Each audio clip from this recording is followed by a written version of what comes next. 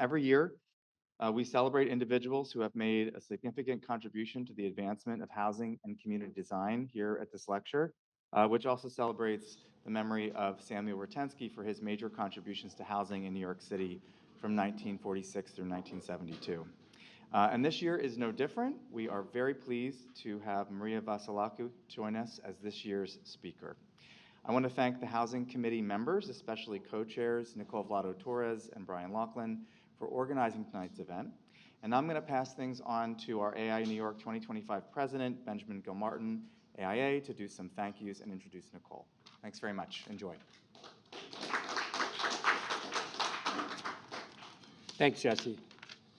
So hello, everyone. I'm Ben Gilmartin. I'm this year's AIA New York President, and I'm pleased to be here with you tonight.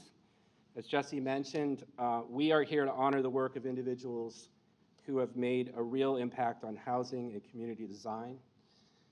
I would say at this moment, housing affordability is really at the top of our most urgent issues here in New York and across the country.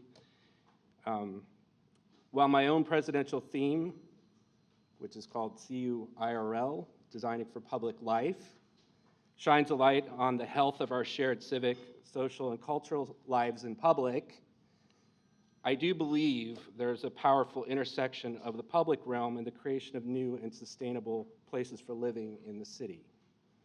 Designing for the livability of the city must have an integrated vision for high-density housing with embedded in green and outdoor spaces and with direct access to public transit and other basic needs, which I'm sure we'll hear about.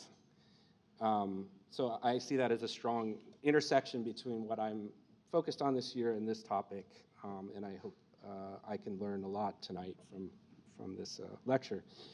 We're pleased, very pleased, to have Maria join us tonight, whose expertise in this integrated thinking about the future of cities is indisputable.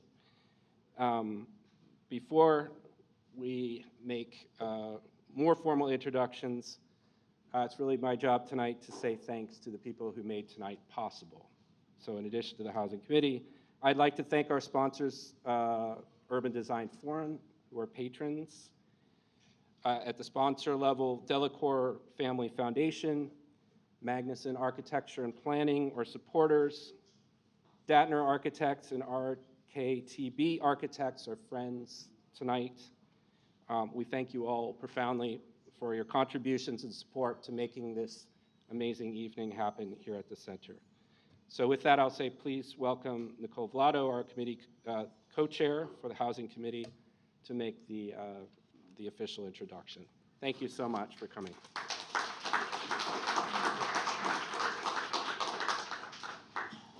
Thank you, Jesse, and thank you, Ben. And I'm so excited to see a full house. I know that we're getting an early start because we've got a lot that we want to talk about today. And I imagine folks will trickle in. But yeah, and I was going to ask all sorts of questions and say things that have already been said. So I'll do a slightly abbreviated, but not so abbreviated version. As you know, I am a co-chair along with Brian of the Housing Committee here at the AIA. It's really nice to bring the Ratensky back home. We met a little over a year ago at the New School with Tatiana Bilbao. And I think tonight's going to be incredible. So thank you. This lecture is incredibly meaningful to our committee. We created this series, and we did so in 1998, which just so happens to be the year that I was leaving for college to begin my studies at MIT as an architect. And so they named the series after Sam Ratensky, who also happens to be a city kid, and there he is. Oh, something funky just happened with the format, but we'll make it work. Sam was a Brooklynite. He dedicated his career to housing in New York City. He did this through his work as an architect, a city planner, and a public servant. He was the planning director of the New York City Housing Authority, NYCHA, in the 1940s, and he held leadership roles after his time at NYCHA at the Urban Renewal Board, the City Housing and Redevelopment Board, and the New York State Urban Development Corporation, which is the predecessor to what we know now as Empire State Development, and which has been described as a proto-social housing authority. So apparently we had one of those. Sam even found time mid-career, which I'm incredibly impressed by, to go to Europe in the late 1950s on an AIA New York fellowship, the Brunner Grant, which still exists, to learn about social housing in Europe. And this is actually an image from the Journal of the AIA soon after his return about what he learned. So I think he would be especially proud that we have Maria with us here tonight and that we're learning about the Vienna Story. If you're not already familiar with Sam Ratensky, I highly recommend that you read the Ada Louise Huxtable short and sweet homage to him in the New York Times from 1973, the text of which is now stretched out at the bottom of this slide. But it is to say it's incredibly short and sweet. And she referred to him as a civil servant. That's the title of this paragraph that was in the Times shortly after his death.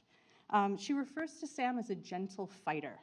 And he was known as a brilliant and dedicated civil servant who had the capacity and the grace to balance his leadership with kindness. And we know that over the past few weeks and months, we've had the opportunity to reflect on the value of what it means to do civil service with integrity, and to the notion that we can do truly impactful work while also caring for people and communities. So I'd like to hold on to this for Sam and for all of us.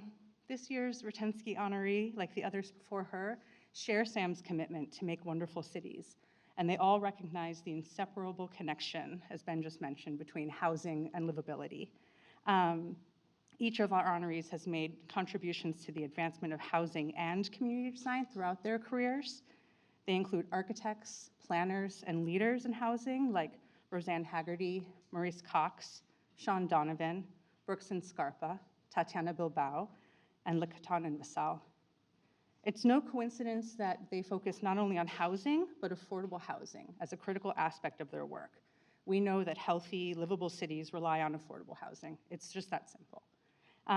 New York City is an amazing city, one that we all love, and one that many of us want to make as vibrant, diverse, and welcoming as possible. We spent the last 2 years really deeply invested in making updates to our city zoning because we recognize the critical need to address our need to build more housing in the city. And I, for one, am very excited about the promise of City for Yes, but we know, the City of Yes, we know, for one, that zoning alone is not going to solve our crisis or make our city wonderful. We're not only designing units, we always say this, right? We're making homes, but we're also making places, and we're making small, medium, large, sometimes radical changes to our neighborhoods. We're thinking about the sidewalk, about the street wall, about the public realm. We're thinking about sustainability, not just resiliency and efficiency, but also the health and wellness of New Yorkers, all of them, in all parts of the city, regardless of their income. We have incredible talent in this room and throughout this city, and thankfully our tools are improving, so why do we need to look at Vienna for solutions? It's because they've done some really amazing things. So we're gonna learn about that tonight, and they've yielded great results. Vienna is a model city. It has been ranked the #1 most livable city. We're gonna find out what that means. What is a livable city? And Maria's gonna share with us how we did this, how they did this, and then one small spoiler, it has a lot to do with housing. Thank you. Can you imagine a moment when New York City receives such an honor, when we're known as a livable city? I'm here for it. And to do this, we have to make big, bold moves. And we might even want to call these big swings. As many of you know, I just concluded last Friday an 8-month program led by the Urban Design Forum. It was their inaugural Big Swings Fellowship, where I was joined by nearly 50 brilliant mid-career professionals working in and around housing to develop ideas for New York to address our housing needs, new ideas. The fellowship is part of the Urban Design Forum's Global Exchange program that encourages meeting with and learning from our peers from across the globe. Through these connections, we get to see examples of big, bold changes in action and explore opportunities for innovation and transformation at home. Having Maria with us tonight, so soon after the culmination of this program, couldn't be more perfect. Her work embodies the ethos of the program. So we're delighted to have the Urban Design Forum here as a partner. So much opportunity for idea sharing and collaboration, which is already underway, and I look forward to more of it between the AIA New York and Urban Design Forum teams. And I want to thank all the Big Swing Fellows who are here. I saw a few of you. Hi, guys. And to the Urban Design Forum team, Dan McPhee, Clara Parker, Melinda Belizia, Guillermo Gomez, and I know there are a few others, and so I won't name you all, but we'll say hello. For those who don't know the Urban Design Forum, they are committed to connecting and inspiring New Yorkers to design, build, and care for a better city. They're part think tank, part project incubator, and part professional community. This community includes industry leaders, government officials, members of grassroots organizations, and the public. And this was absolutely demonstrated in my cohort, which included leaders across design, development, policy, law, advocacy, and journalism. If you'd like to learn more, they've got a table set up in the hall, so please visit them after this event. And I want to flag that applications are now open for the next round of the Big Swings Fellowship. I think they're going to call it Bigger Swings. They're planning study trips to both Copenhagen and Tokyo this fall, so definitely reach out, learn more, and take advantage of these opportunities. Also, tonight was made possible by members of our committee, as was mentioned by Ben, the Delacour Family Foundation. Thank you, WIDS, for your continued support of our committee and the Ratensky. And thank you to Magnuson, Datner, and RKTB. We really, really appreciate you. And in addition to our sponsors, I'd like to thank the AI New York team for helping to make this event possible. Of course, Jesse and Ben, thank you. And to my homegirl, Samada, who puts up with everything I ask for. Thank you. And to the Housing Committee, and in particular, an incredible ad hoc communications team that we put together who helped promote tonight's event, Keitana Nicanor, Martin Tolentino, Julie Stams, and Matt Scheer, and our subcommittee co-chairs for the Ratensky, Peter Bafidis and Eric Bungay, and our incredible jurors, Mark Norman, Lance Brown, and Tatiana Bilbao. I really love the conversations that we had and the ideas that we shared, and I'm excited not only for tonight, but for the future of this program. All right, so it's time for us to get to Maria Vassilakou, our 2025 Ratensky honoree. While Vienna is, half the size of New York City physically and about a quarter as dense, I think we can still learn a lot from Maria tonight about bold, thoughtful leadership and an integrated approach to urban design and policy that can lead to incredible transformation. I'm particularly excited to learn not only of the projects and the policies that were enacted, but also about how Maria built buy-in to do the work. This was a theme that I studied during the fellowship, and I think it's an unspoken factor of the work that we do. As you'll see tonight, Maria is a visionary and a force, and while we learn from her about the Vienna story, we will also get to learn from her about her own story. She's an urban leader devoted to open, inclusive, and green cities, and she is passionate about processes that lead to sustainable system change. Maria started her political career early, and I just learned it was very soon after she moved from Greece, her home, to her current home, Austria, when she moved there for her studies in university. And she soon became the Secretary General of the Austrian Students' Union. In 1996, she became a member of the Vienna Provincial Parliament. She was the first non-Austrian-born elected to this position. And in 2004, she was the head of the parliamentary group of the Green Party. She has served as Vienna's vice mayor, responsible for just a few things: urban planning, traffic and transport, climate protection, energy, and public participation from 2010 to 2019.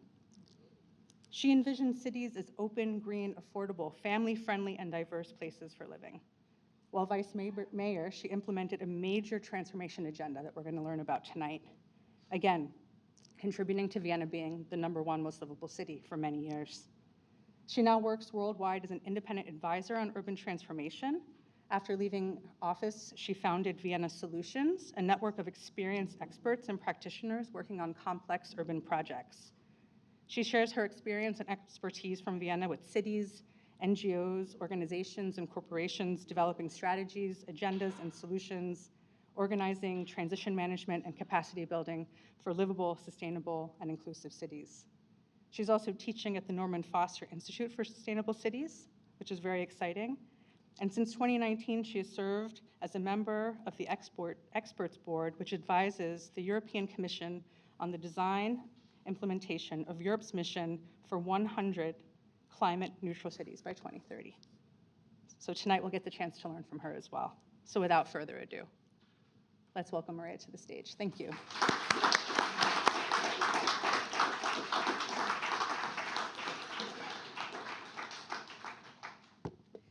Thanks for the introduction, Nicole. Thank you for inviting me and for the honor of having me here and of all you coming to listen to me.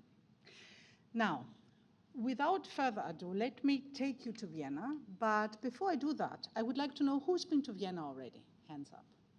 Okay. That means that almost half of you haven't been there yet. That's very good. You know, I get paid by the Tourism Association. So, welcome to Vienna. This is an image of the city as I love it from the wine hills. And believe me that these wine hills are wine hills is already part of the planning philosophy of the city and a big struggle, because you can imagine that these views would be lovely for villas, right? Now, what you can already see is that the city has a very diverse typology. In terms of neighborhoods, you can actually get a very good glimpse of, in the front, social housing buildings. You can see some high-rises. And to the east of the River Danube, you have areas where you have mostly little cottages. So just to give you an idea of what the city basically looks like in its geography. Now, Vienna, pretty much like any other city in the world, is facing several challenges, and I would say that some of them are game changers. I have picked 8 altogether because I think that these are the most important ones. So one is demographics and growth. Growth meaning demographic change. On the one hand, we have an aging population. On the other hand, at the same time, we have populations that are getting younger. Example given, Vienna has now a population of approximately 30% that are under 30. So these are challenges, of course. It means something. We have the housing crisis in terms of affordability and availability. And I've chosen this image because it is actually, it is available, but it's not really available for normal people to live there, right? That's the problem. We have a climate crisis in terms of resilience, adaptation, prevention. We have mass migration, which is also a chance for cities, but it's a challenge in terms of accommodating people. Decarbonization, quite a task, especially in parts of the world where we have owner-occupied small units, like Athens. The image is from Athens, where I grew up, where we have 80% owner-occupied units. So how do you get all these people to agree, and how can you actually finance the transition? Social and cultural change, meaning new lifestyles, global tourism, over-tourism, Disneylandization in many cases, Airbnb, whatnot. And last but not least, democracy change, which means people expecting to be involved and expecting in many cases to be asked, expecting to have the last say. So imagine trying to transform cities, with this background. Now, these are, as we see, different typologies of cities, right? And I would say, you would most probably agree with me that the easiest to transform would be top right. I personally think the hardest to transform would be top left. But we can talk about it later during discussion. I also claim that it does something with people. So if I move from top right to top left, it does something with me. It does something with my lifestyle. It does something with my way of thinking. This is also something that I would like to tease you about in terms of, are we shaping cities or are cities shaping us? And here's the core dilemma. Whose city is this really? So we have, on the one hand, visionary leadership that requires co-creation to thrive. We need to strike the balance between top-down and bottom-up development, hoping that we meet each other somewhere in the middle. Miraculously, most of the times it happens. We have populism disguising as open democracy, leading to cascading controversy, asking, example given, for referenda for just about anything, anytime you try to change something in a city. And this is also something that I would love to have it possibly later during discussion. What what may be topics that are good for referenda, and are there topics that are not that good for referenda, and why? Example given.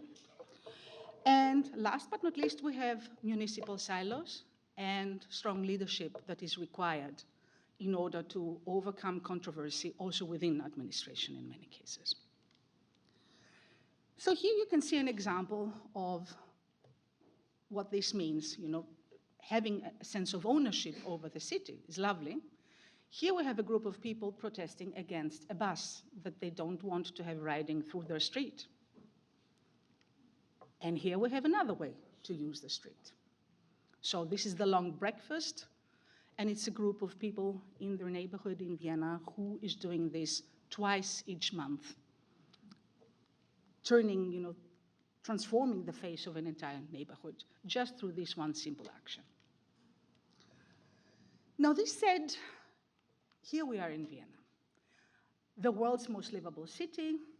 Since 2010, actually constantly, every year in a row, according to all global rankings. And what I'm always being asked is, how did Vienna make it to the top? And what's even more important, how come did you manage to stay so long at the top?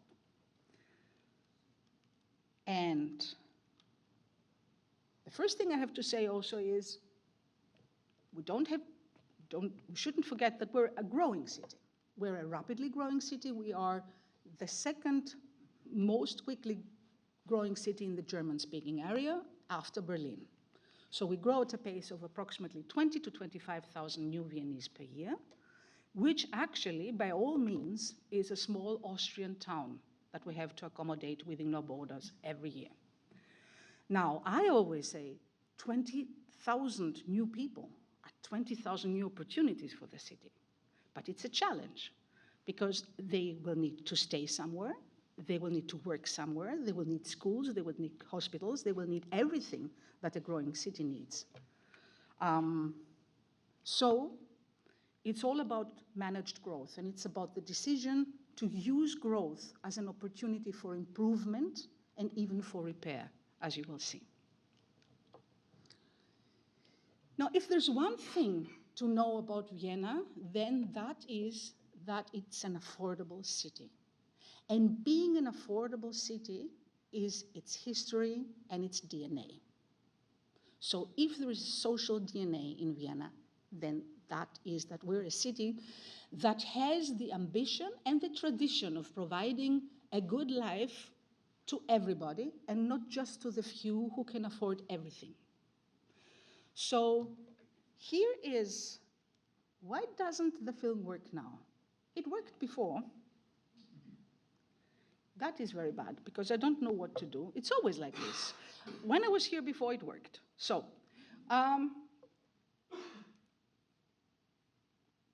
okay. So actually what you here see is a historical social housing building, and at the same time, the swimming pool on the rooftop of a new social housing building. And the video is just beautiful because it just shows you around and what you see in the views and the happy people swimming there. But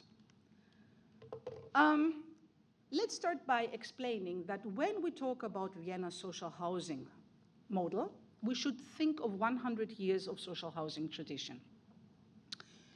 And mind you, in the early 20s of the 20th century, it was not just about giving homes to people in the face of a huge homelessness crisis. It was immediately after World War I. So there were people sleeping on the streets, there were people sharing beds. The city decided they want to do something about it and decided to embark in the world's most ambitious social housing program to date. That meant that it was called the so-called Red Vienna period, and the Red Vienna period led to the creation of about 60,000 municipal housing units within more or less 1.5 decades. So it was a huge program. But the most awesome thing about this program is the quality of the housing. So these were places for life. These were big developments. They were called the palaces of the working class. So they would have wonderful housing units. They would have balconies. They would have lodges. They would have big green inner yards. They would have, by the way, swimming pools for the children to play with water. Later, this is a case of one. Later, they were torn out in the 70s, 60s and 70s to make place for underground garages. Now they're returning. The idea, they would have libraries, by the way. They would have shared kitchens in the ground floors. They would have schools and kindergartens. They would have public universities. The idea was to create places for life that will shape the modern man and the modern working woman back in the 20s. So that was not just about housing, and I would like us to keep this philosophy in the back of our heads, because you will see how this transformed in decades to come, and it's still there today. So here's another example of what it looked like, the legendary Karl Marx Hof.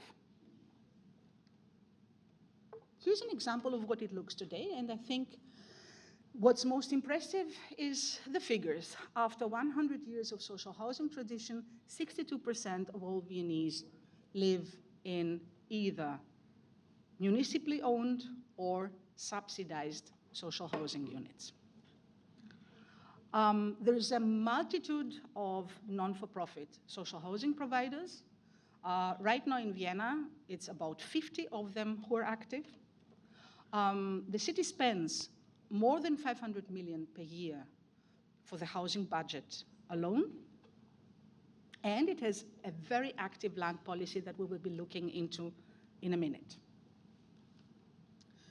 By the way, you can see how this philosophy was actually transformed into something different in the 70s. This is the legendary Alt Erla.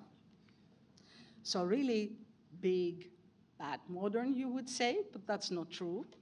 They still have waiting lists to get a flat there in the hundreds. What you cannot see is that they all have swimming pools on the rooftop. They have huge terraces that allow for even tree planting. They have big parks in between the building blocks, and they have within the buildings just about anything you need for everyday life.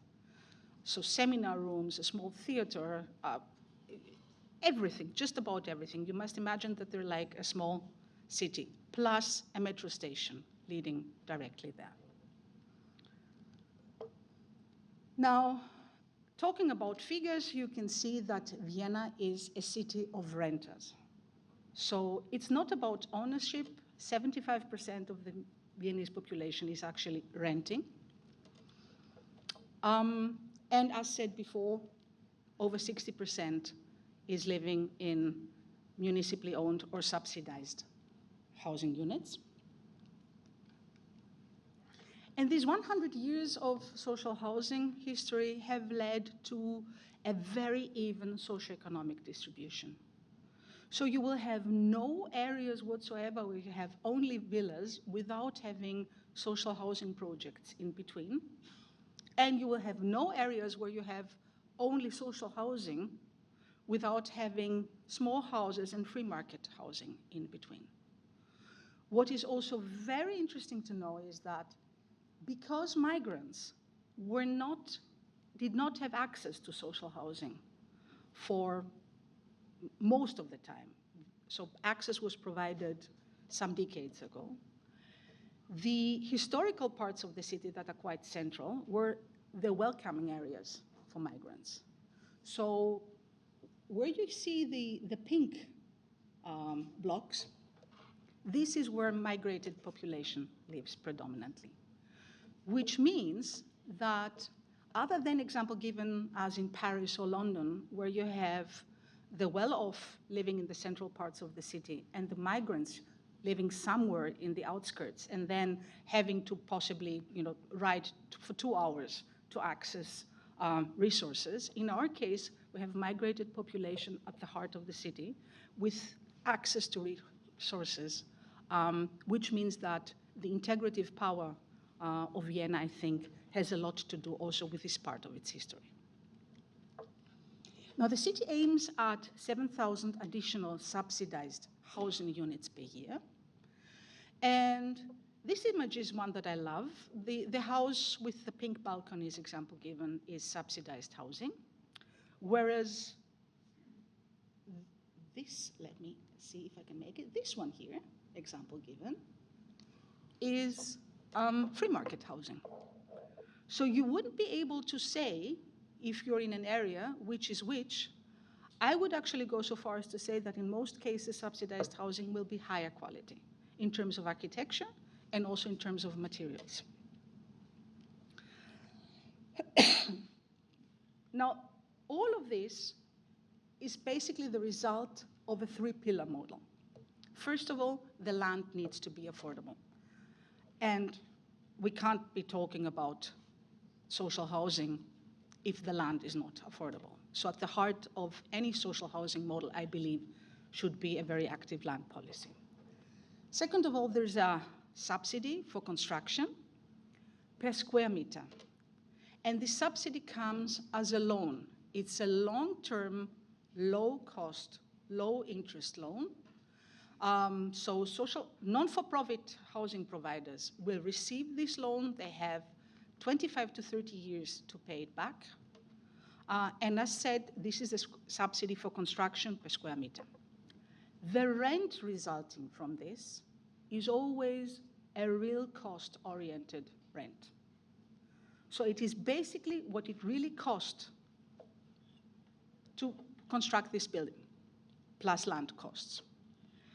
And if tenants still can't afford this affordable rent, they can be supported individually through grants. Now, there's 1% tax that is collected every year on the income, so maximum 1% on the income of all employees by the national state, and redistributed to the federal states. Vienna spends the revenue from this tax in its entirety on social housing and adds every year from its own budget. And as said,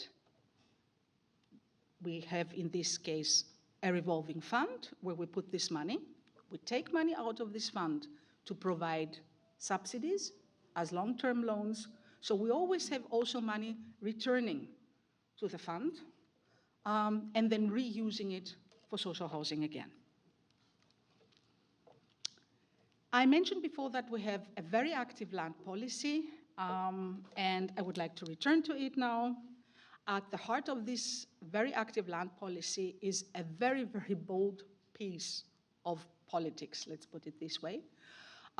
We took the decision back in 2019 because we had skyrocketing land prices to introduce a new zoning category, so a new land use category that works basically this way. As soon as a development exceeds 150 units, 2/3 of them mandatorily have to be subsidized housing.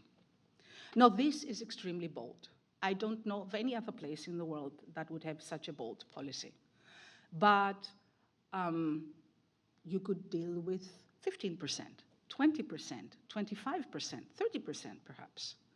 I think that if there's one takeaway from Vienna in terms of land policy, it is that there should be always a part of let's say, of the housing should be subsidized housing when changing the land use category or providing upzoning. We aim for mixed uses, so shops at ground level, offices, office buildings, and not only housing. And we will have, by the way, also mixed schemes at neighborhood level, but also within one and the same building. And there's indirect land value capture. That means that when the permit is provided, developers will be also asked to participate in the costs for infrastructure. So beyond this, as I said before, very bold land policy, the the city of Vienna has been building its own land reserves for many decades now. So we have, on the one hand, former hospital areas, former military areas, a former airfield that belongs to the city of Vienna and is open for conversion, or are being converted, have been converted already. The land has been buying, so excuse me that I always say the land, because Vienna is a city and a state, that's why. So the state of Vienna, the city of Vienna, has been buying land for many, many decades now, strategically. And then, of course, the non-for-profit housing providers have their own land reserves as well. So that works very well. And then we have several former brownfields owned by national government agencies, or example, given the railway company, that are now open for conversion as well. And here you can see where these areas are.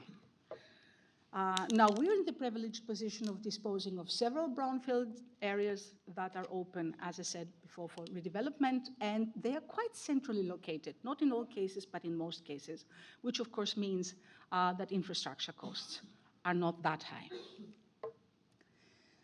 Now, this is just a glimpse, an example of the budget of the city. So as I mentioned before, the city spends more than 500 million per year. We have about 270 million per year as revenue from the housing tax.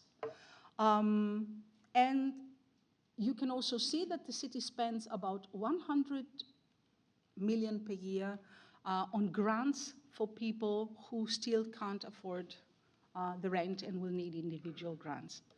Now, I think that this is very important to also keep in mind, that Vienna does not mix up the housing budget with the welfare budget.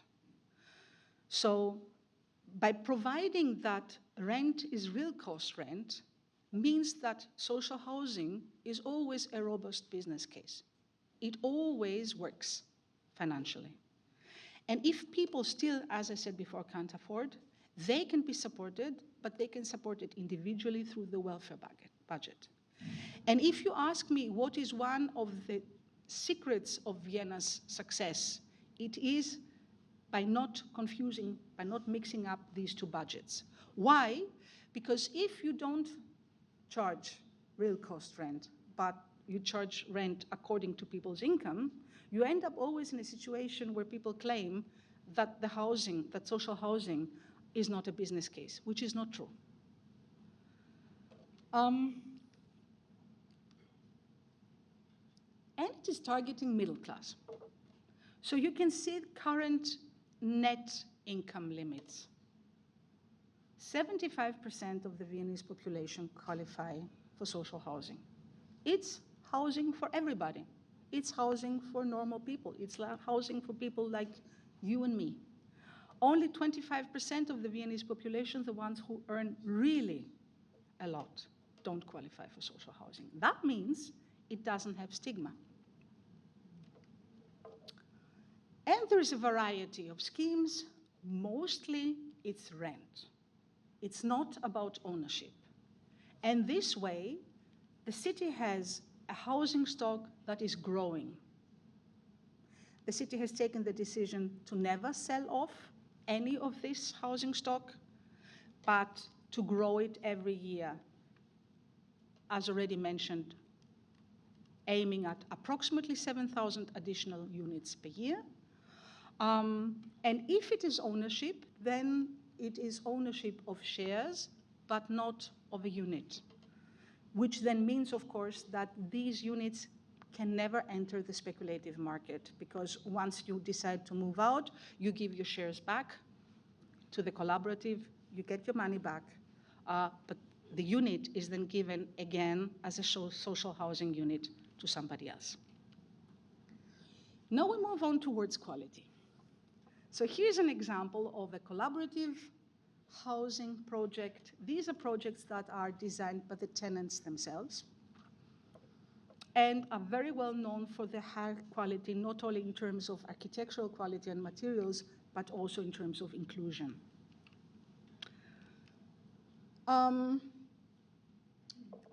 as always, there is quite a complex governance model to go with this. I think that the takeaway from this slide is that social housing model of this size always needs partners in order to function. So there is the Vienna Housing Fund that is responsible for land policy and also for servicing social housing providers, working with them on plans, safeguarding, monitoring quality of planning. And they're also managing the subsidies. There's, of course, the municipal department that actually takes the last decision. And then there is a variety of partners that will look into community activation, that will look into maintenance, that will look into how the entire system works. So the message here is that, of course, a city needs to invest also in governance and in the agencies that will go with it. And speaking of quality, Vienna has decided to go for architectural competitions. So the way it works is that social housing providers with their teams of architects, landscape architects, planners will compete against each other for a piece of land and for the subsidy. And as you can see, the criteria are that submissions need to be diverse in architecture, they need to be ecological, they need to prove that they're cost efficient, and they need to be inclusive, participatory.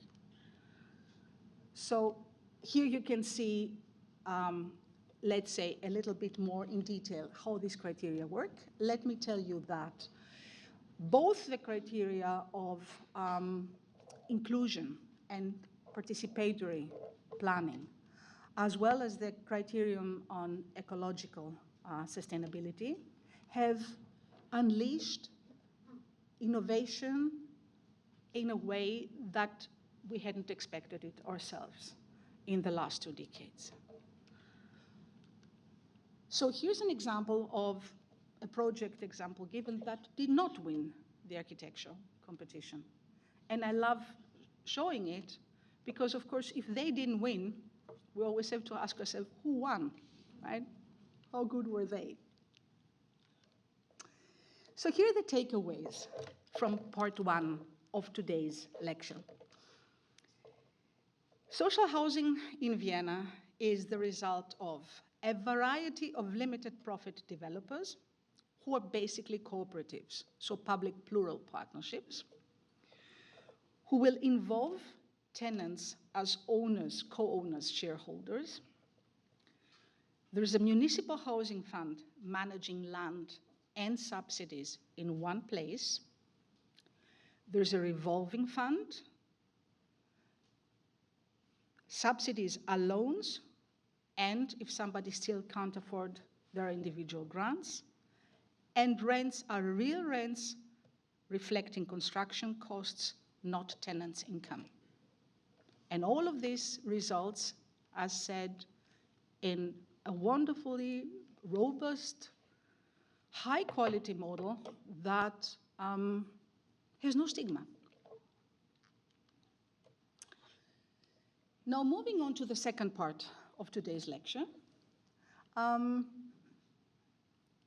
we should take the social housing model that is, as I said, the DNA of the city, add to it that Vienna is a green and blue city with more than 50% green spaces. By the way, also producing 3 million bottles of excellent white wine per year, which you may be not so able to afford in a little while from now, but yeah, sorry for this.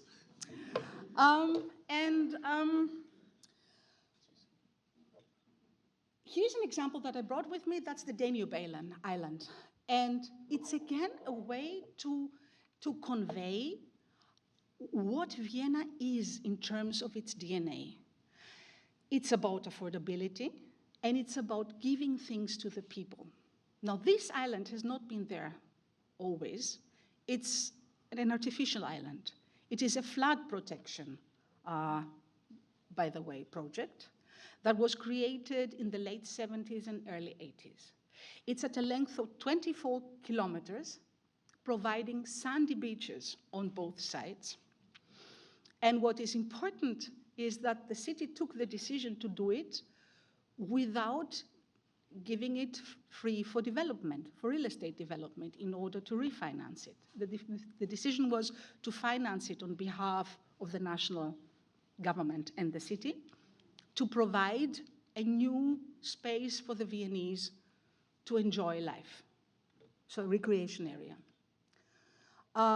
So I said, it creates a city beach of more or less 42 kilometers. It enables, at the same time, a hydroelectric power plant and hosts an afloat school that you can see here. So this tradition of holistically going about things is not something that we invented, our generation. It's been there all the time. And possibly one of our privileges is that we have had smart ancestors 100 years ago, and there were many generations of smart Viennese people in administration that actually took us all the way to where we are today. Another thing to keep in mind is that Vienna also took the decision back in the 70s to introduce the metro, but keep the tram, which results in one of the world's most dense public transport systems that there are for a city this size. So, keeping all of this in mind, the public transport system, the smart and holistic way of going about things, the affordability, the social housing model, what may be lessons to share from Vienna? Well, first of all, how do we plan the livable city? When I joined Viennese politics back in '96, it was approximately this way. Okay, approximately. It was men, men, and men, and it had a lot to do with mapping. Nowadays, of course, strategies have replaced plans. Sometimes I have to confess, I think too much. I think we need to do both. And Vienna has a strategy for just about anything. Like any other city in the world, I think what is most important is to look into strategies that live, right? That are not coffee table books that you just have because you need them. In our case, I would say a very important strategy is the strategy for green and open spaces. And another very important strategy for what we will be discussing tonight is the strategy on participatory development, so on participation, which is, by the way, a master plan that has been decided upon by the City Council back in 2014 and sets mandatory standards for participatory processes.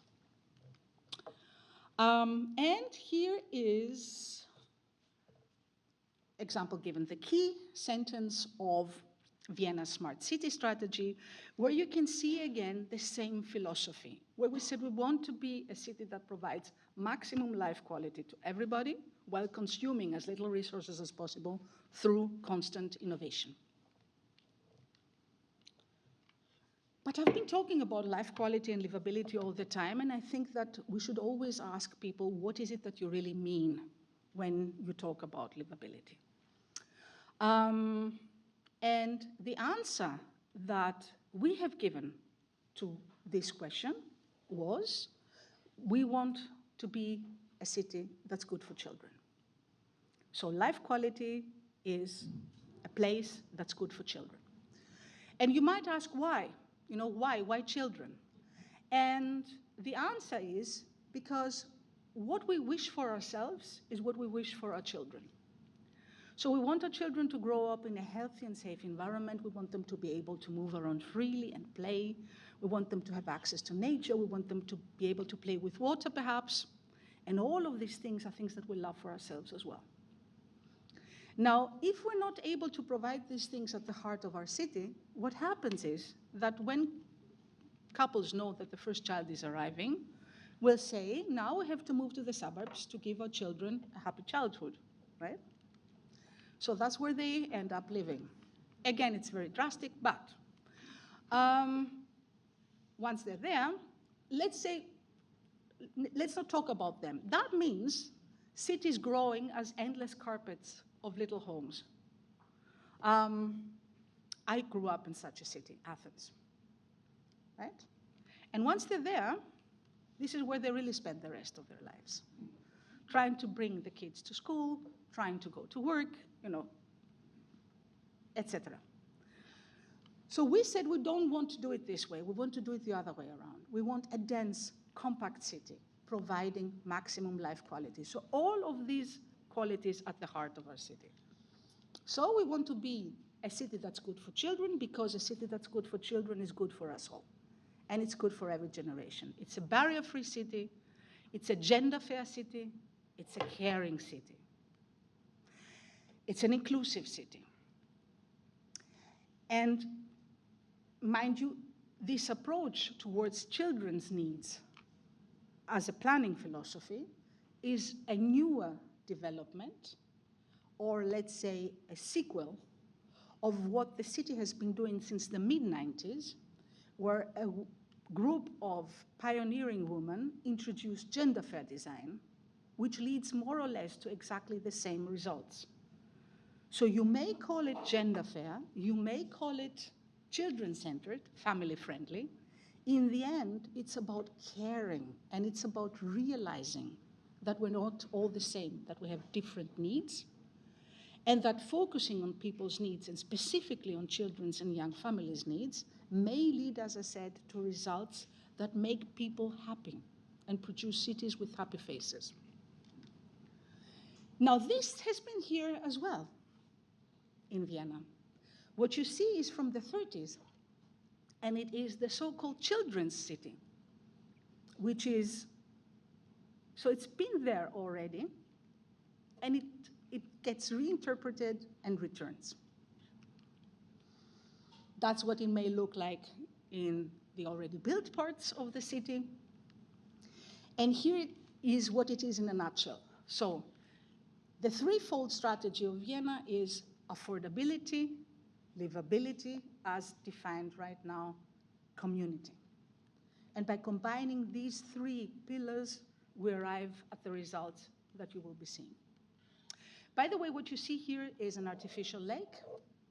It is the new urban quarter of Seestadt Asper, and the housing you see in the backdrop is social housing. Now, lesson number 2, using new urban quarters as an opportunity. Here is an example of a former railway area that is being transformed into a new urban quarter in a way that will benefit not only the people living there, but the entire, let's say, vicinity, possibly also the entire city. What you will be seeing is where the yellow arrow points, and the green area that is behind it and in the center of the picture of the image has been partially developed and is still under development now.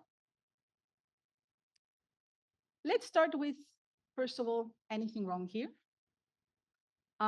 This is what I call the 3 horrible M's, right? So it's monofunctional, it's monotonous, and it's monastic in the sense that it turns its back to the city and it has gates. So one thing about Vienna's philosophy to designing new urban quarters is no gates. No gates. So if you come to Vienna and walk around new urban quarters and social housing quarters, you will find no gates. And if you find one, then that means that I lost my battle. Sometimes it happens. Now, the philosophy is to create green, vast, open, accessible green spaces from the start, and to place housing around them, not to obsess on housing and then kind of declare leftover spaces into public space afterwards, which never works. And remember, 2/3 need to be social housing.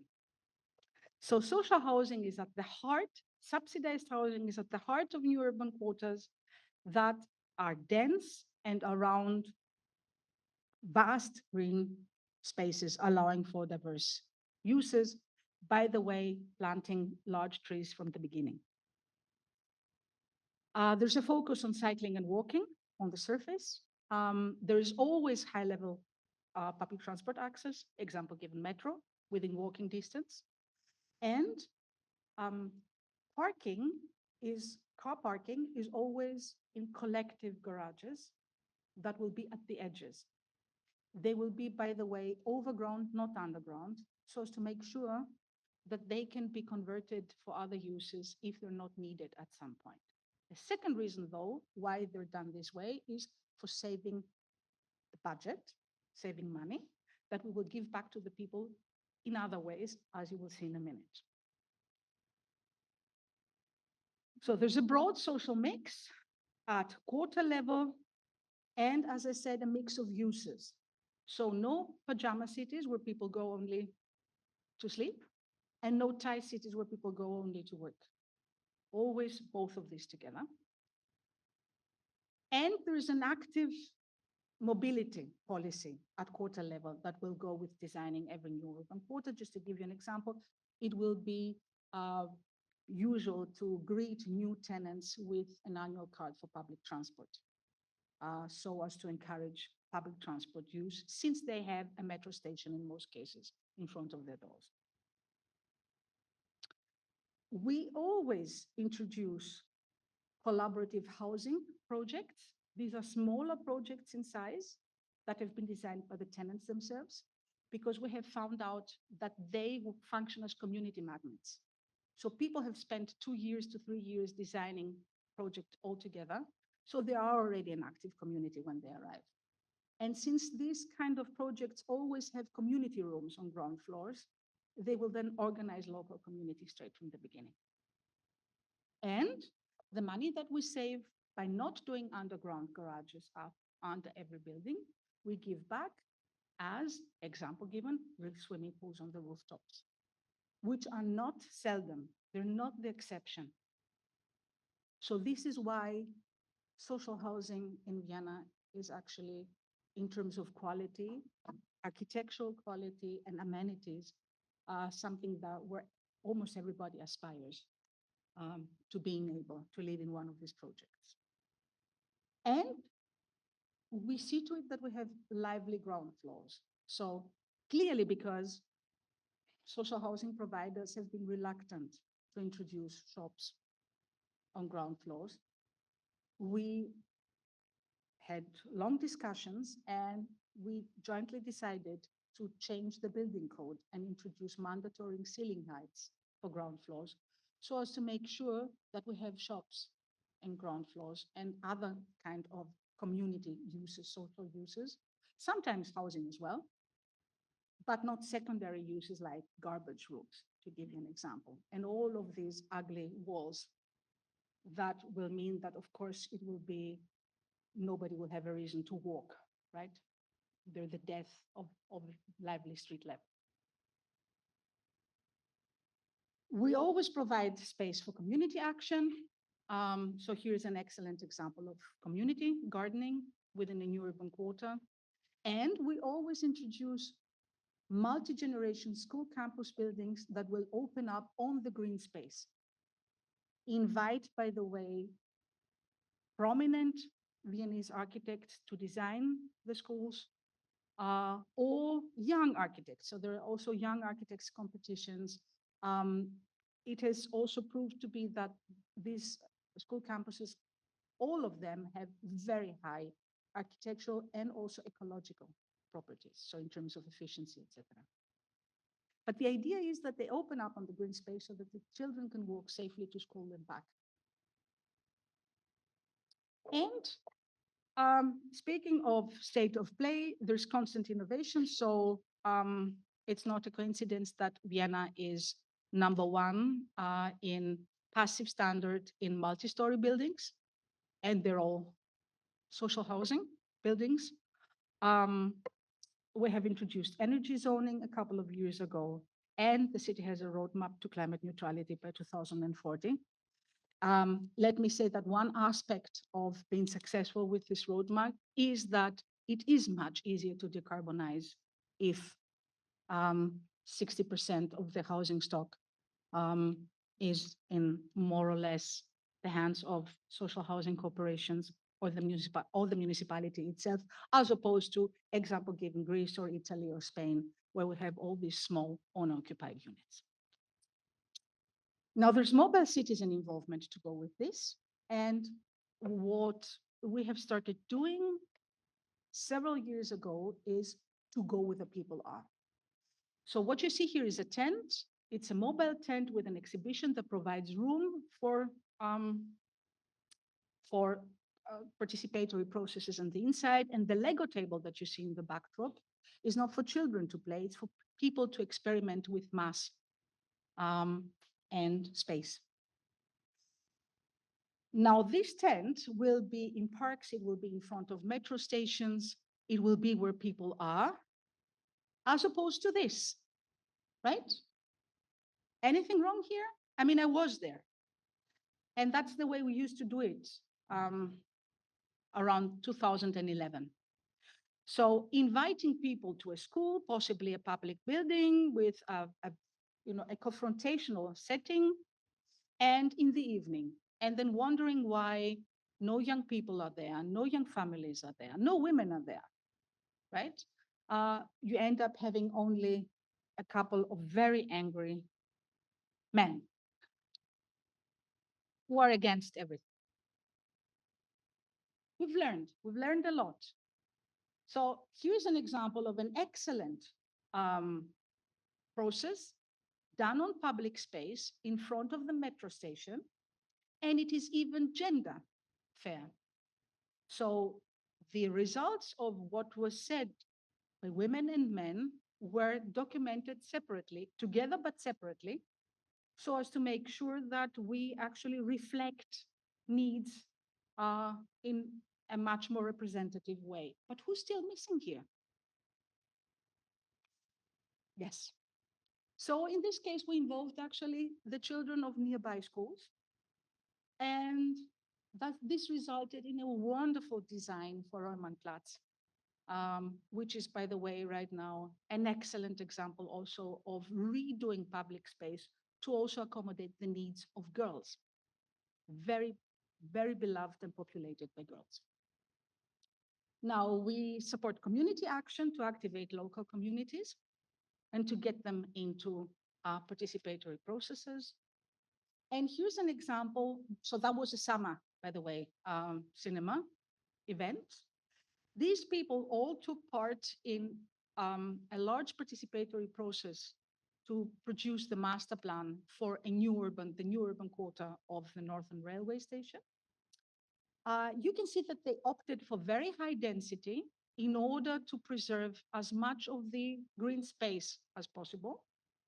And I just couldn't believe it, but these were the results of a master plan process with approximately 2,000 people participating altogether. Because Vienna, like pretty much any other place in the world, as soon as you exceed 3 to 4 floors, people are talking about monster buildings, right? But in this case, as said, these were the results. And that's what it is in new urban quarters. We're aiming at a dense city with so-called soft density. It need not be high-rise all the time. The Viennese notion of soft density will be at about 9 floors to 10 to 11 floors, but also a high variety, a high diversity of typologies, sizes, heights, facades, so as to make places different, to give them an individual flair, not to produce anywhere city. And always with vast green spaces in the middle and focusing, as said, on the needs of children. Now, we can see here very quickly the new urban quarter of Aspern-Seestadt, which is for 40,000 people altogether, 20,000 approximately to live there and 20,000 to work there. And you can see what it looks like. The metro, by the way, came first. So part also of the philosophy of planning in Vienna is to see that to eat, the public transport is there from day one. Focus on shared space on the inside. So abandoning the grid and in new urban quarters, introducing shared space. So the cars are not banned entirely. You can drive very carefully to your front door. You can do whatever you need to do, but then you need to drive off and use one of the collective garages. And the street space can be used for other purposes as well, because there are no pavements, right? So on this street, we have actually once a week a market, example given. And a best practice in this case, that was working together with a shopping mall provider to operate the shopping streets. One of the problems that we have in urban quarters normally is that when the first tenants arrive, some of the shops are open, most of the shops are closed, not yet operated. People start having to use the cars mostly to go shopping elsewhere. So we wanted to have all shops operated simultaneously. We worked together with them, and we collaborated in designing the shopping street already, because clearly housing providers are not experts in doing ground floors and knowing which size of shops where.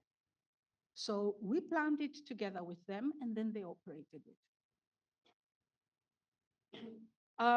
Which takes me to number 3, a city of networks.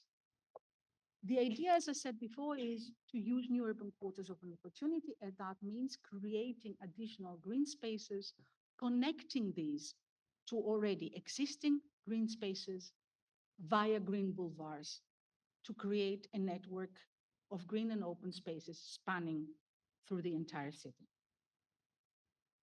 The city has developed a plan, a polycentric strategy, and a plan to introduce a center, a local center in every neighborhood. So the idea is to understand the city as a network of connected neighborhoods, providing everything you need for everyday life within 5 minutes walk. And that takes us to transforming the historical neighborhoods. Now, here again, a piece of governance. In order to do that, Vienna introduced the so-called neighborhood management offices or urban renewal offices. These are teams of mostly young planners, architects, but also social geographers, social workers, etc., who win a tender that is repeated every 5 years, and then will open up an office at a central part in their area, and were introduced in the mid-90s to make sure that the city is renovated, historical parts of the city, avoiding gentrification. So their job was to talk to all landlords, to talk to all tenants, and to make sure that if somebody receives subsidy on behalf of the city to renovate a building, they will not raise the rent beyond legal limits afterwards. So it was about building trust. And it was about also steering and coordinating. A huge, by the way, task, because in the beginning of the 90s, 40% of the entire building stock of the city, which is fin de siècle buildings, was deteriorating. So back then, only 4% of the city's housing stock were renovated. Today, only 3% are not renovated. So they started being 13. Nowadays, they are 5 teams, each of them working in one area in Vienna. You can see again that there's quite a complex interplay between them, local mayors, the municipal department for housing, for urban renewal and housing, etc. I think that the most interesting part is this one, because that's the way they function. They function as a catalyst. That means that when the city plans to do something, we will go to them and we'll ask them to put it for discussion with local communities. But if any anybody has an idea to do something within their own street, they will go to them and they will put it for discussion. They will also work on their own small plans. So they are constantly working at developing neighborhoods together with local communities. And now here you can see a couple of examples of what this means. First of all, here are a few examples of what renovating the historical parts of the city may look like in terms of historical buildings and additions. But at the heart of everything is making room for public space and rethinking the street. Now, Jane Jacobs once said, the outside of the buildings is the inside of the city. And there's been nothing else that has been so influential to my thinking than this one sentence.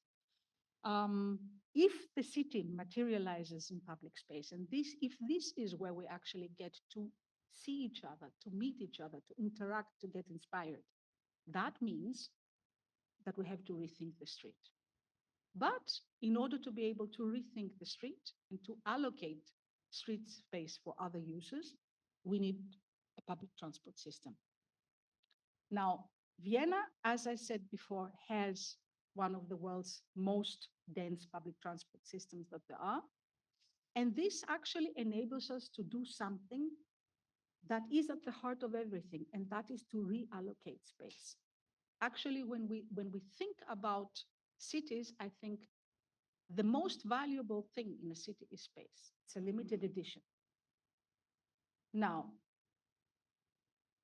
you have seen this already. What you have not seen is that we took the decision back in 2010 to make public transport cheaper. So we introduced the annual ticket for public transport at €1 per day. And that means for 365 euros annual ticket, you can go anywhere you want, as often as you want, and use one of the densest public transport systems that there are worldwide. That was a revolution. So meanwhile, out of a population of about 2 million in Vienna, more than 900,000 own a public transport ticket, an annual ticket, plus students that have even cheaper fares, plus pupils that have even cheaper fares. So that meant, of course, that we had a huge shift towards public transport and less private car use. Now, I'll flip us very quickly. Like any other city, we invest a lot in cycling. So it's about 10 million per year invested. We're at 9% cycling daily trips in the model share. Here's the network. So it's almost at 2,000 kilometers soon, not yet, but getting there soon. And we're a sharing city. So pretty much like New York, there is a historical bicycle sharing system. There's car sharing and even cargo bike sharing. But in the end and at the heart of everything is walking. We said we want to be a city made for walking, thinking also that the most powerful indicator of life quality in a city is the percentage of daily trips done on foot. Why? Because if there's something to see, something to experience, if it's walkable, then people will choose to walk. The city designed a strategy around this, introducing long walks, so optimized boulevards that will give you an opportunity to walk for kilometers and kilometers and always be in an optimal space. We introduced a speed limit of 30 kilometers an hour per hour in all residential areas of the city, and optimized, by the way, traffic lights for pedestrians. And we said, how can we actually achieve transformation at city scale within a couple of years, quickly, at all over the place? And so we decided to go for the so-called 1,000 needles strategy. Now, At the heart of everything and the most emblematic project was Maria Hilferstraße. This is Central Europe's longest shopping street. This is the way it looked back in 2013. That's the way it looks since 2015. We did it, of course, via community involvement on site. We were several weeks there with this long table, the container and the long table, inviting people to draw their own ideas of how to redesign the streets. And it was very controversial. It was extremely controversial. So that's most probably the ugliest image of me that you can find in the internet. And it was a demonstration against cycling, just to give you an example. In the end, we had a referendum that was positive by a margin of 53%. It wasn't easy, but it worked. And as you can see, we introduced water tables. So water play elements are extremely important in the design in Vienna. You will find them literally everywhere, as you will see in the next couple of slides. And the magic of it is it spread. So people started wanting to have projects like this in their own neighborhoods. So here you can see what happened in the area immediately afterwards. That's an adjoining street. A couple of years later, actually no, just a year later, I had people living on this street coming and saying they're desperate because they had the vertical greening on the walls, and they had a decision by administration that they have to take the plants off because sidewalks were very narrow and the pot plants are not allowed on narrow sidewalks. So the decision was, okay, then no sidewalks. Turn it into shared space, and then we can have the vertical greening. But having grown gray hair at Maria Hilferstraße, I said, I would like you to please explain this to local community yourselves. Otherwise, people will keep saying, you know, the crazy Greek woman is obsessing with making us happy in every neighborhood. And I don't want it to be top down, right? I want it to be bottom up as it really is. So that was a huge success. And it opened my eyes because, again, a year later, I had real estate owners along this street who approached us and said they would be willing to pay for half of the costs of redesigning the street into shared space if we prioritize the project. We said yes and developed an entire scheme around this. This is the way it looked before. This is the way it looks today. And this scheme has expanded throughout central parts of the city within the last 10 years. Several such projects. And 1,000 needle strategy, we started working in front of schools. This is a simple example, copy paste from New York City, right? And here's the example of what it looks like today in Vienna's first superblock, which not by coincidence has been created in front of the school that now builds the heart of this neighborhood, the center of this neighborhood. Remember that I said the idea is to have also polycentric strategy of centers in every neighborhood that are connected with each other. And the heat island strategy goes with it and is combined with it.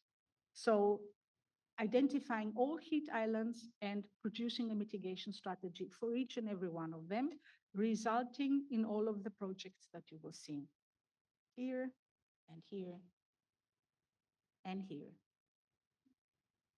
Horrible place, by the way, surrounded by cars, several lanes, strata, and just by this small intervention, it is a place where people now spend hours and hours playing with water. And here, and here, and here, and here. And you can see I could go on forever because it's spreading everywhere. which takes us, so keeping creating new public spaces. This is a terrace that has been created on top of the metro line. This is what it looks like. That was a silent party at night. And sometimes being shrewd. So using every opportunity. In this case, we shut down this bridge for maintenance, and then we never reopened it. Taking me to number 9, embracing temporary action. This is the program of the summer child play streets that is in every district in Vienna throughout the entire summer. And these are the things that have been arising out of it. Example given, water play. Very simple means, right? You can, on a hot day, you do it in the morning, you install it in the morning, in the afternoon, it's gone. But what arises out of it is that local communities will then want to have it. So it's a way of also introducing change at high speed without controversy. Here's an example of a local market organized by local community that actually led to the street being then turned into shared space so that it could easily accommodate the market. Here's another example of temporary action along the Danube Canal, where the first pioneers started temporarily introducing in the summertime little bars and cafes and food trucks, etc. Today, it is actually one of the most beloved, longest walks along the water in Vienna. And number 10, embrace community action. Now, again, the neighborhood management offices have been key to this development. Not only do they work together with local communities to introduce small parklet local gardens, just look into little corners and underused places in every neighborhood and intervene there. You can see example given working together with children to show where trees could be on the left. And on Monday, this wonderful project emerged out of nothing. That is a small parklet that was created by people in that street. It's a very gray street, very dense, no green. And it was a success. Suddenly, everybody wanted to walk by, to have a chat, to look into what happened there. That gave us the idea to introduce a community grant scheme to support this. So 4,000 euro is the community grant scheme now. Everybody, literally anybody can have it who has an idea to do something in their own neighborhood. The only precondition is that it has to be open to everybody to use without having to consume or pay entrance. It was introduced back in 2015, and up to today, more than 700 of these have been created across the entire city. It's on a dime, basically. So here's, again, the example that you saw. That is a result of this community grant scheme. That's another example. Was a garden created by a local community involving a home for the elderly and the local kindergarten. And last but not least, involving local communities may lead also to results like this. I always say public-private partnerships are good, but real change, big-scale change, may be the result of public-rural partnerships. In this case, 30 citizen solar power plants. Everybody in Vienna can invest as little as 50 euro, as much as 10,000 euro, and 30 such power plants have been already implemented as a result of this. By the way, the first one was sold out within 2 hours. So takeaways and insights. First of all, collaboration needs trust, and trust needs to be built. Trust needs government.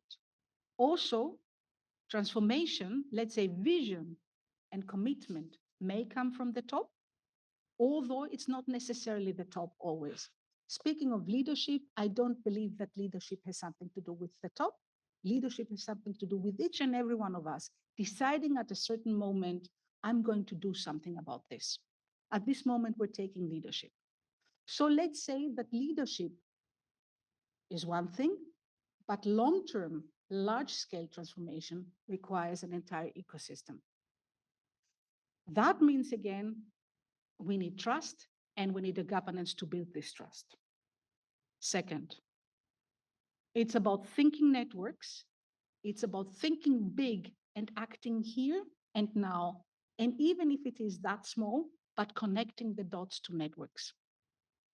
It's about thinking connected neighborhoods, choosing starting points strategically, example given schools, cascading synergies, and combining plans with each other. It's about getting started. And why? Because people always say, where do I start, right? You can start with children, you can start with streets, with schools, with empty lots. And you can start with placemaking, with neighborhood centers, with creative industries, with social entrepreneurship. It's always about combining these things with each other, but getting started. And it's about the Viennese way.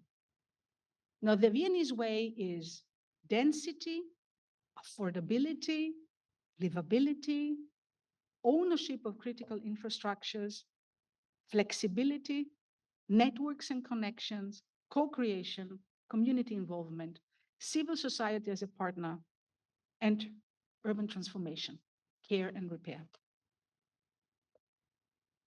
And that's it in a nutshell. You need the fundamentals, that will be the plans, the leadership vision, the plans, the open governance. You need operations, that will be, I would say, most probably the most important thing at the heart of everything, the legal tools. And you need momentum. And in order to create momentum, you need to collaborate with local communities and support their action. So it's about thinking networks, thinking inclusion, thinking diversity, thinking out of the box. I think that that is smart, to be honest, and not new technologies. And with this, thank you.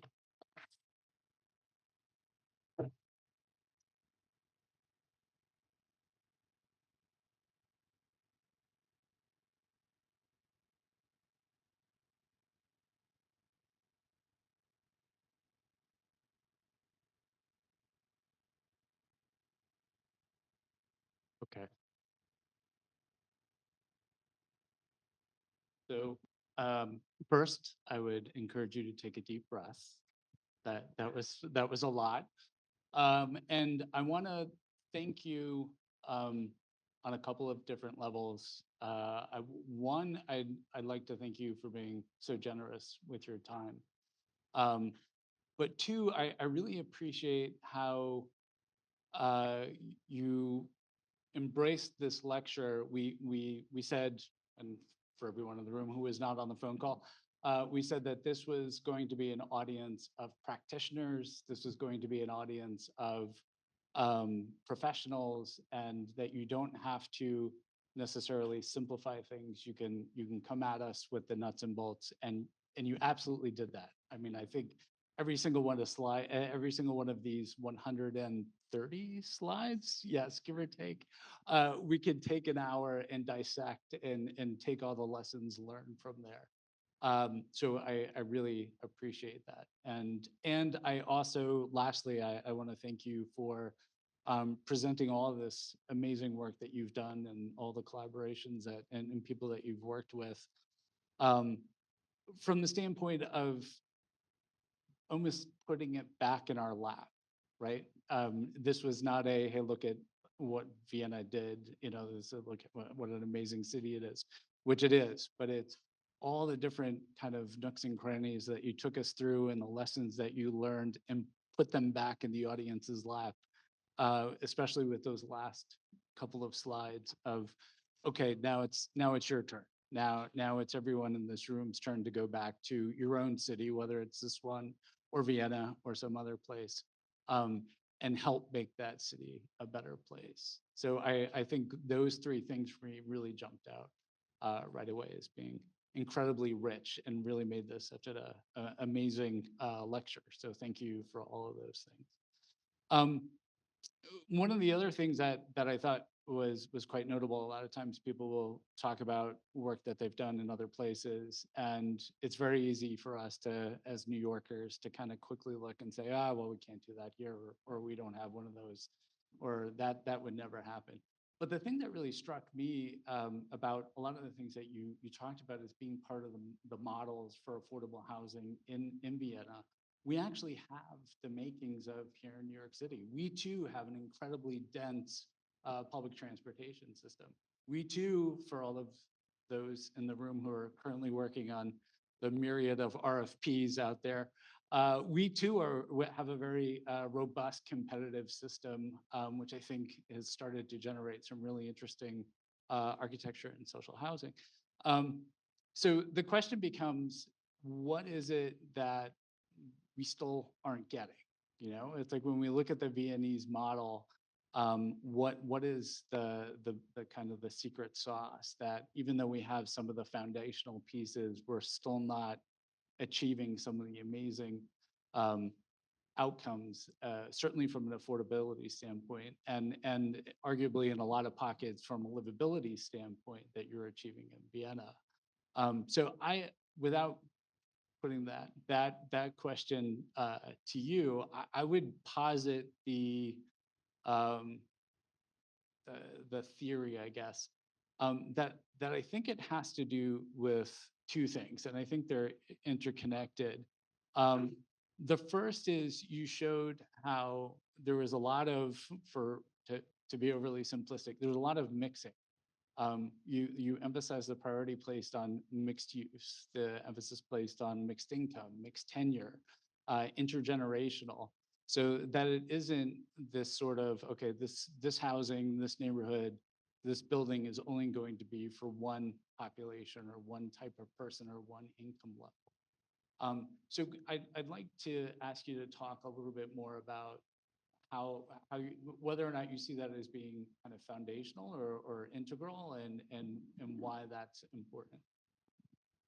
Well, I agree with you that mixing is a very important um, aspect of Vienna success. And it is also a lesson learned from previous decades, because think of social housing developments, again, it's always neighborhoods, right? And example given back in the 70s, 80s, still, these are new projects. So who are the people who would um, receive a flat and move in? It would be young families with children. So what happened is that we had areas that were inhabited only by young families with children in the 70s, and they all grew old simultaneously. And then that was about the period in time when the city started providing migrants with access to social housing. And suddenly there were families, of whatever, Greek, Turkish, Arab origin with many children moving in. Can you imagine what happened then? So part of the governance slide that you saw on social housing has the so-called housing partners, who are people who are more or less doing social service in community housing, municipal housing buildings, because mixing afterwards is so tough. So what we learned from this was that we're not doing this anymore, and that we look into having people with different backgrounds, different generations moving into new buildings and new neighborhoods, so that we have a mix, that they will have the mix that you have in other parts of the city as well, right? So that's one thing. I think the second thing, I couldn't tell you what New York, what could be different in New York, but I can tell you that you will not easily find a place in the world that combines in one place affordability and high life quality and community involvement. So mostly you will have either affordable places, but they won't have high quality and they won't have involvement, they won't have active community. Or you will find places that have high life quality, but are not affordable. And in many cases, community involvement will be missing, at least at that scale that it exists in Vienna. So I think it's the combination of all the three, to be honest. One other thing that I've kind of wrung out very quickly at the beginning of your presentation and came through in so many of the images that you shared with us was this concept that you described as affordability being in the DNA of Vienna. And I wondered if you could talk a little bit more about that, because I think the kind of flip side or the thing that kind of it gets combined with that DNA or came through in what you were describing is there truly is a lack of stigma.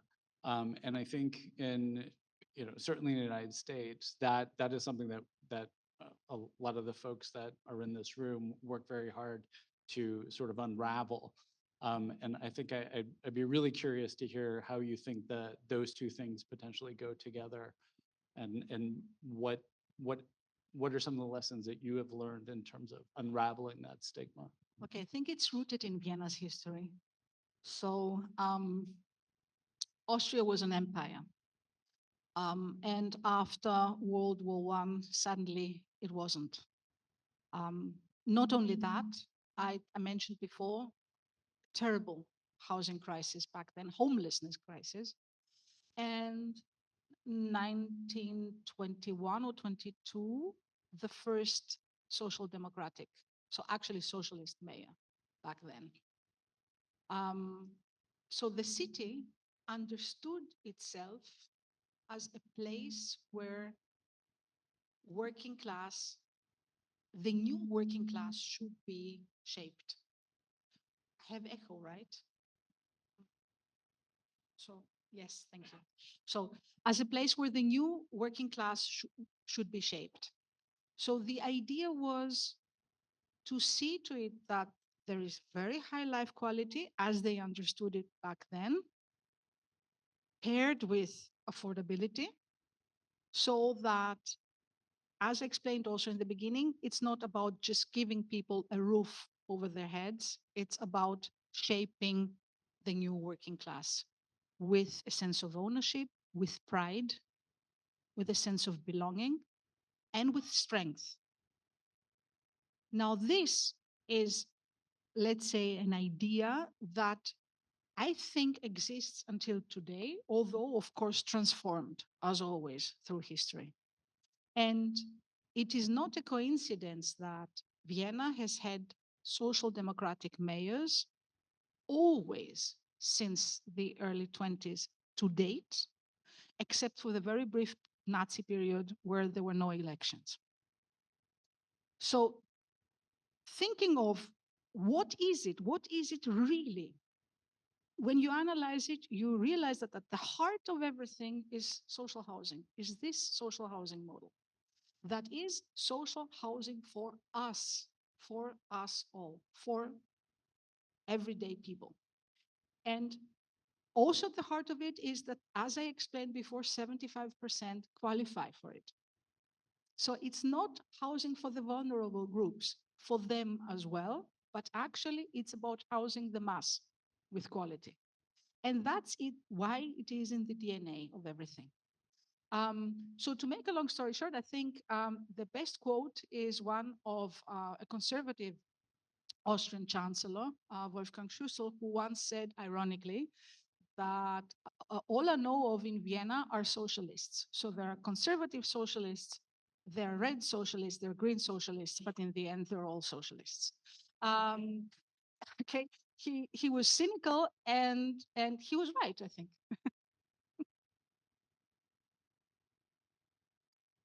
That sounds like that works.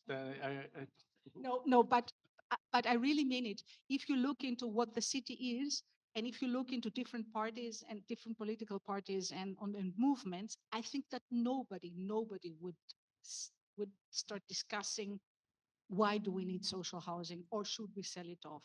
And it's not about social housing.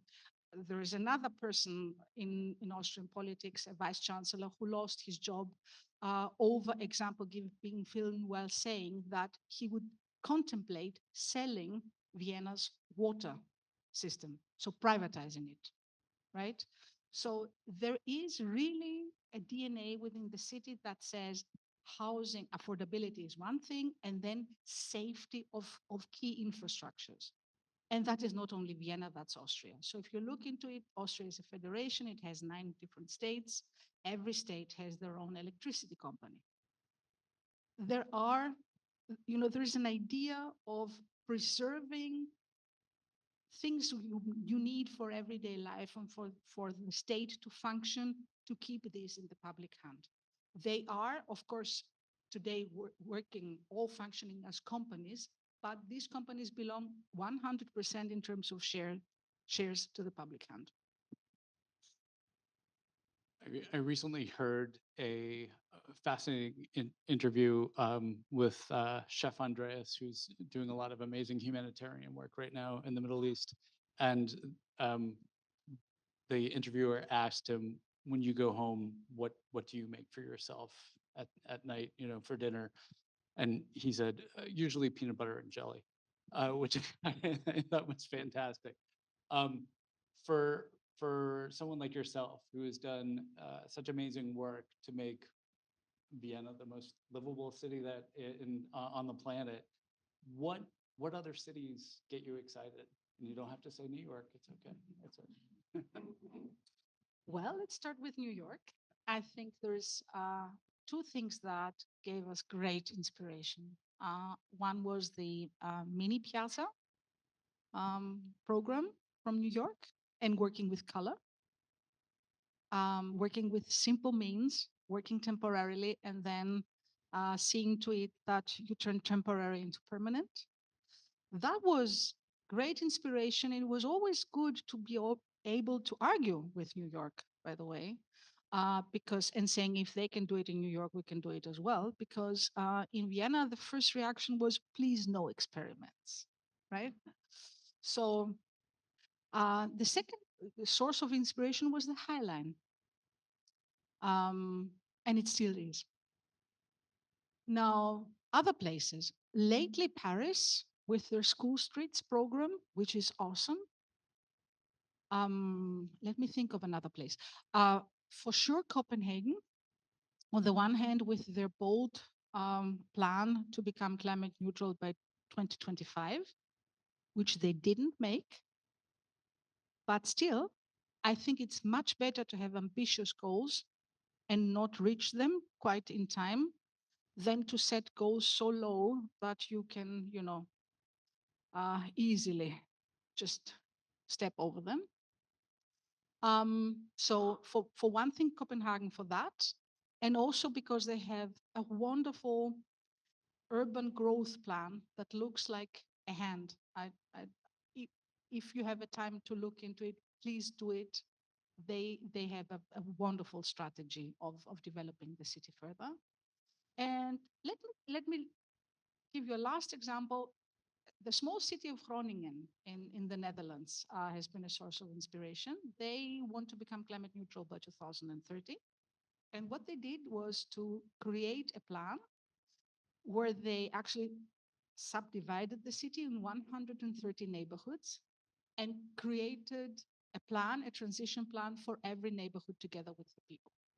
And now all they need to do is actually to do it in every neighborhood together with the people. So once they're through with all 330 neighborhoods, they will be climate neutral.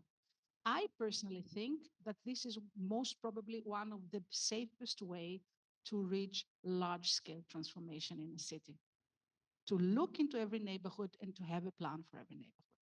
Oh, and before I forget about it, the biggest source of inspiration for me has been Medellin, Colombia, which, by the way, is exactly the same, a plan of neighborhoods. Okay. We could keep doing this for about 4 hours, but then I'll never get to do this again. So we're going to wrap it up. Please join me in thanking Maria tonight.